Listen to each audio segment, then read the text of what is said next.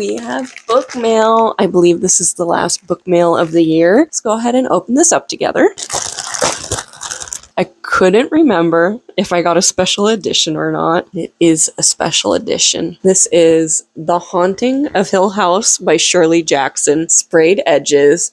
Spooky cover. I got this on eBay. Oh, but this is one of my favorite books, and I adore Shirley Jackson. I also have We Have Always Lived in the Castle by her and Hangs a Man. I've also read The Lottery, but I don't own that or the collection of short stories that it's included in. I used to own this book. I must have let somebody borrow it and they never returned it.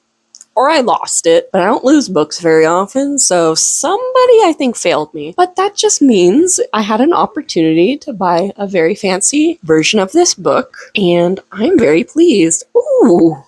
The edges of the pages are also kind of ombre. I don't know if you can see that. You see what I mean? How that like sprayed edge kind of bleeds into the rest of the page, but not in a way that you'd think it's a mistake. Like, I think that's intentional. What does the inner cover look like? It's just a flat black. I have to say, I absolutely adore hardbacks that have just like a beautiful naked cover and no dust jacket, although it probably will fade, which is unfortunate, but I love it when books are designed like this. And this edition has an introduction by series editor Guillermo del Toro. Can't remember how much this was, but oh, it just feels so good too. I need to reread this. It's been several years. This is one of the first books that really got me into horror recently. If I really go back in time and go back to my college days, The Shining by Stephen King and The Exorcist, I don't know who that's by, William Peter Blatty? Anyways, The Shining and The Exorcist really